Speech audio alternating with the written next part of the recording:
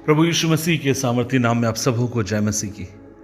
अजीज़ों, आज के मनन का भाग हमने लिया है जो आपको मुझे मिलता है दूसरा कुरिन्थियों अध्याय 5 उसकी 7 आयत। 2 कुरिन्थ चैप्टर 5 वर्स 7।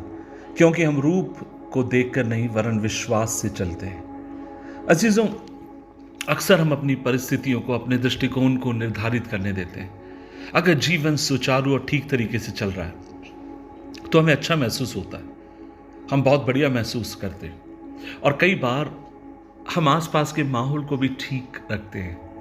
लेकिन क्या होता है जब जीवन में कठिनाई आती है, जब जीवन में संघर्ष आते हैं, जब जीवन में उतार चढ़ाव आते हैं, जब जीवन आपको उन टेढ़ी मेढ़ी गलियों से लेकर जाता है जहां पर आप चलना नहीं चाहते हैं, तो मूड खराब हो जाता है। लेकिन मैं एक बात आपसे कहना चाहता हूं, हमें इस तरीके से जीवन जीने की जरूरत नहीं है। हमें प्रेरित पौलुस से एक बात सीखने की जरूरत है और वो ये है, हर परिस्थिति में अपने परमेश्वर के ऊपर भरोसा रखने का हमें अभ्यास करने की जरूरत है। अजीजों, जब हम ये बात करते हैं कि संतोषजनक, इसका अर्थ क्या है? इसका अर्थ है शांति में रहना, चाहे परिस्थिति कैसी भी क्यों ना है। दूसरों के शब्द हमारी जिंदगी के डेस्टिनी को या हमारी जिंदगी की नीति को डिसाइड नहीं करते। लोग हमारे बारे में क्या कहते हैं, लोग मेरे बच्चों के बारे में क्या कहते हैं, लोग मेरे भविष्य के बारे में क्या कहते हैं। एक समय जब मैं बढ़ रहा था, ये चीजें मेरे लिए बहुत मायने रखती थी। कोई मुझे बुरा ना कहे, मैं चाहता था चारों तरफ लोग मेरे बारे में अच्छी बात कहें, मेरी बड़ाई करें। लेकिन जैसे जैसे मैं बढ़ता गया, मुझे एक बात समझ में आई कि नहीं, जिंदगी इस तरीके से नहीं चलती है। आप कईयों के लिए प्रिय होंगे, कईयों के लिए अप्रिय होंगे। कुछ लोग आपसे बेहद प्यार करते होंगे और कुछ लोग बेवजह आपसे नफरत करते होंगे, आपसे चिढ़ते होंगे।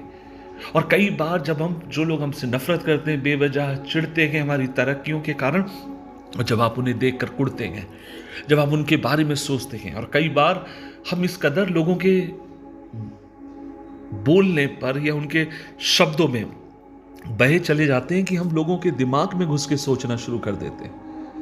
लेकिन मैं आपसे कहना चाहता हूं, नहीं, हमें अपनी परिस्थिति को अनुकूल बना के रखना है। चाहे जीवन किस तरीके का भी क्यों ना हो, हमें भावनाओं से बढ़कर विश्वास से जीने की जरूरत है। जैसे प्रभु के भक्त ने कहा, क्योंकि हम रूप देखकर नहीं, हम विश्वास से जिंदगी जीते हैं।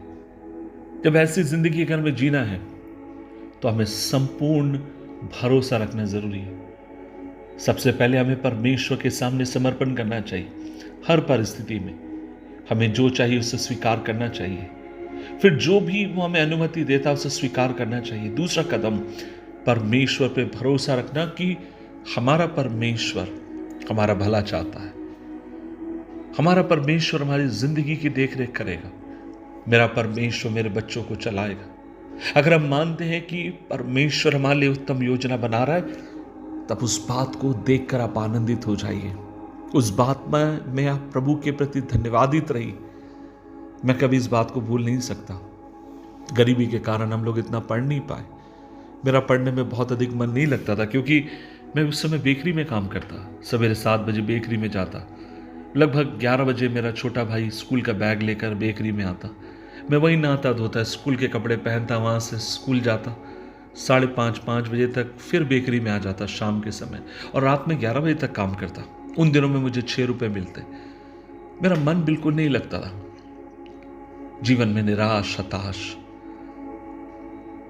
मुझे अभी भी याद है, एक दिन मैं अपने भाई के साथ स्कूल जा रहा था और रास्ते में मेरा पैंट फट गया। मुझे बहुत शर्म आई, क्योंकि लड़के लड़की साथ में पढ़ते थे। मैंने अपने भाई से कहा, उसका नाम अनूप है, मैंने कहा अनूप तू स्कूल जा, मैं वापस जा रहा हूँ। मैं वापस आया, माँ ने कहा किशोर तू स्कूल नहीं गया? मैंने कहा माँ मेरे पास नया पैंट मुझे नया पैंट चाहिए। माँ ने बोला एक काम कर, तू इधर दे, मैं सिल देती हूँ। और वो सिलने गई, एक तरफ से सिलती है, फट जाता है। मुझसे कहती है तू बाजार में पूछ कर कितने रुपए कीमत है। मैं पूछने गया और पता चला 50 रुपए। और आप विश्वास नहीं करेंगे, मेरी माँ के पास 50 रुपए नहीं थे, किसी ने नहीं दिया। उसके दिन के बाद मैं कभी स्कूल का चेहरा मैंने नहीं देखा। आखिरी में एग्जाम लिखने के लिए गया मैं, लेकिन जीवन में हमेशा ये निराश था। सब कुछ खत्म हो गया, हम बढ़ नहीं पाएंगे, हम पढ़ नहीं पाए। लेकिन उन्हीं दिनों में मेरी माँ ने और बहन ने प्रभु यीशु मसीह को प्रभु जानकर स्वीकार किया। और वो मेरे से हमेशा एक बात कहती थी, मेरी बहन खासकर कहती थी, किशोर तू देखना, हम नहीं पढ़ पाए, हमारे बच्चे बेस्ट स्कूल में पढ़ेंगे, शहर के टॉप स्कूल में पढ़ेंगे, अच्छे स्कूलों में हम जाएंगे, हमारे बच्चे पढ़ेंगे, हम पेरेंट्स बन के अच्छे अच्छे स्कूलों में जाएंगे। अजीज़ों, आज कितने साल हो चुके इस बात को, जब मैं आज पीछे पलट कर देखता हूँ, आज मैं देखता हूँ मेरे बहन के बच्चे बहुत बेहतरीन स्कूल में पढ़ते हैं, मेरे भाइयों के बच्चे बहुत उत्तम स्कूल में पढ़ते हैं। खुदावन ने मुझे 2 बच्चे दिए, वे भी बेहतर स्कूल में पढ़ते हैं जिसकी मैंने कभी कल्पना नहीं करी। आज मैं आपसे क्या कहना चाहता हूँ, आइए विश्वास करें इस बात के ऊपर, हमारा प्रभु भरोसेमंद है, विश्वास योग्य है। वह कभी हमें रास्ते में छोड़ेगा नहीं, वह कभी हमें गिरने नहीं देगा। विश्वास से आगे बढ़े, विश्वास से आगे बढ़े। प्रार्थना करें, प्रभु जी धन्यवाद, हमें अनुग्रह दीजिए कि हम आपके वचन पर भरोसा रखें, आपकी ओर ताकें, आपकी इच्छाओं को पूरी करें, यीशु मसीह के नाम में, आमीन आमीन आमीन। प्रियो, चैनल पर नए हैं तो इसे सब्सक्राइब कर लें और हमारी वीडियो के हर एक वचन को प्रतिदिन सुनने के लिए चैनल को लाइक करें, सब्सक्राइब करें और बेल आइकन को दबाना ना भूलें, जिससे हमारी वीडियो आपके पास